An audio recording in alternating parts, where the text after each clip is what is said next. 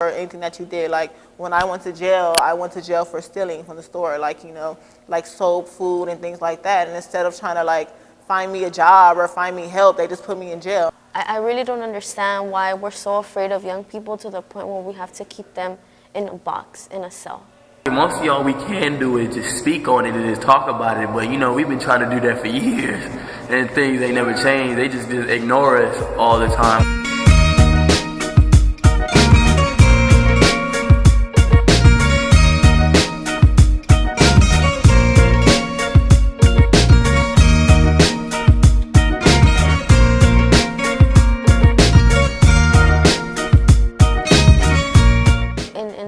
California, we have ranches, camps, juvenile halls, and placement. Well, in juvenile hall, like your daily life, when you first go, they have to like process you into like getting school and stuff like that. So for the first week when I was there, I didn't really do anything. You just stay inside of your cell all day. It's a one-person cell. It's like about 10 by 12 feet. Just white cinder block walls, and there's a small like little hole wall that you can look out into the hallway if you want to. So the juvenile halls they're cells, and they're like a mini prison. And the camps, they're the same way, but they have more outdoor. It's more like it's more like in a field or in a place where there's like grass or there's a mountain. When you first go to juvenile hall, you just stay in your room until they find you a classroom to go to, and then once you get in the regular daily programming, then basically in the morning you wake up, you go to breakfast, about 5 o'clock in the morning you go to breakfast, and you go back to your room for a little while, and then you go to school, and you go back to your cell, and you come out. Sometimes if there was a night staff, then they'll let you come on and watch movies and stuff like that, but if not, then you just stay in your cell for the rest of the day. It's traumatizing, and that it makes you feel like alone. And even when you come out, you just feel different. Like if they're in there for like 10 years, if they did get out in 10 years, they won't be the same person. Because that's all they know. You feel like maybe the place is the same, but you're not, because emotionally you're trying to react to what you just went through, but you don't know how to express how it felt to be in camp for a year or 8 months. The impacts on my life for petty theft, it was real detrimental as far as getting a job, because every time I would go try to get a job, they would see like theft. They don't care if I was stealing food or whatever, because they don't see that. It doesn't say like, oh, she was stealing food. It just says like she's a thief. And so for me, it put up a lot of barriers. Like a lot of jobs were like, sorry, we can't hire you. And some people, they wouldn't even do the interview. They would just straight up tell me like, I'm sorry, we can't do it because you have that on your record. And they won't get a job. It's like like on their record, it shows that they're a felon. Even if they did get themselves straight, like they're a totally different person than what they were before they were in. And here in California, sometimes you can't even get housing when you have those kind of things on your record, because they think you're a criminal or they think you're gonna sell drugs and do stuff like that. But it's like, how are you gonna come out and be productive when, you know, they put all these walls up against you?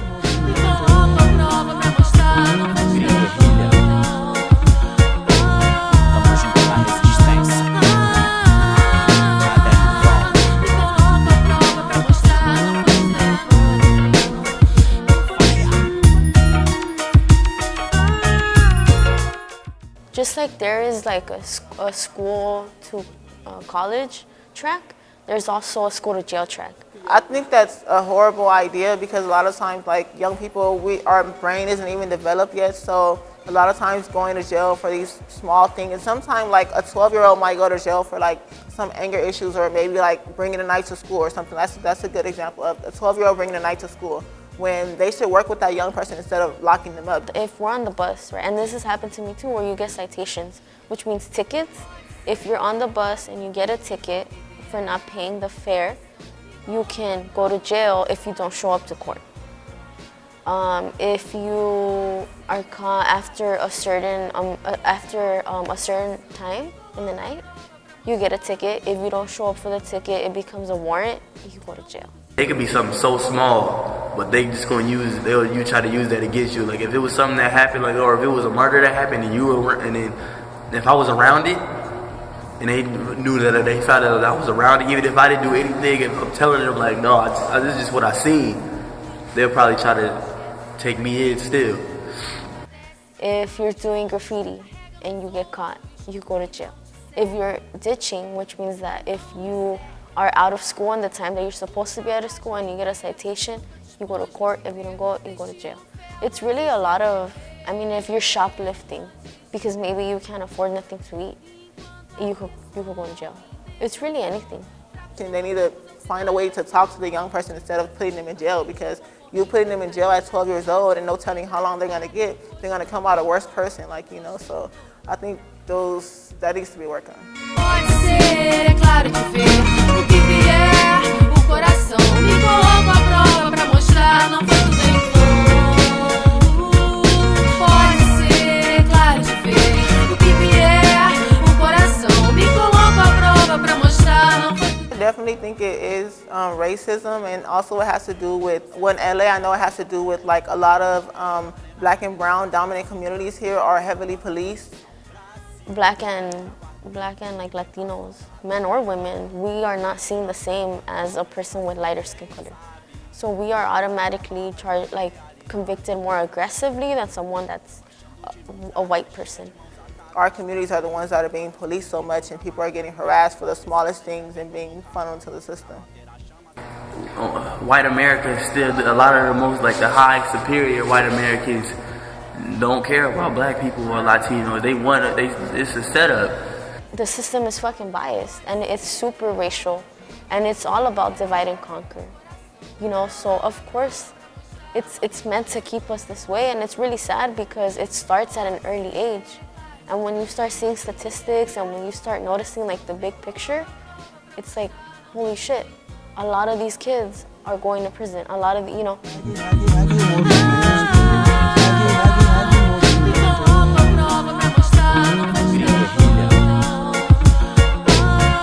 That has to do a lot with, you know, them sending people, you know, into jail and then sending them back out into the same situation with nothing, like, you know, because it's like you went to jail and you wasted more time, like more time you could have been, you know, getting money or going to school or something like that. So that's a big reason why people go back, because they get out like, I'm still broke, I still don't have a house, I still like everything. And so in LA County, there is no youth development department. So there is no department that focuses on youth. That's specifically for youth jobs, for youth resources, for youth summer programs, you know, that is specifically for youth. We don't have that in California. So I just think that we need to work with young people more and have more resources, because, you know, people are really lost out here, and then cycling them into the system is not really helping. Let's take 5% from law enforcement, not just police, but police. So police, district attorneys, the courts. I think that's it. There could be more. But just like the law enforcement entities, and take 5% from their budget and redirect it into having youth centers, bus passes for free bus passes for K through 12 college, youth jobs, youth centers, you know, peace builders, right? And these are things that we need in the community. I would definitely first off change like closing youth prisons, because I don't think no young person should be in jail. Whatever any young person did, it should be a way to de-escalate that and try to get to the root cause of the problem and try to support that person instead of putting them in jail. It should be more places like this place right here that helps people get their life straight. It helps them get like it's better than being on the streets. Dismantling this system, it's possible, because it's inhumane to lock up youth, to lock up children or kids. Facilities like this, camps, or like it's just stuff, good stuff, positive stuff for the youth they should have instead of these juvie. And also, I would help people with like resources, like creating like real resource departments in LA, so people don't have to go to jail because people have what they need. Let's focus on the problem. The problem is that we can't have these young people in these prisons anymore.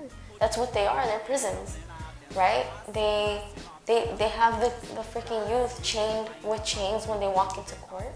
They have jumpsuits. Like it's just not a healthy place. Government is wrong.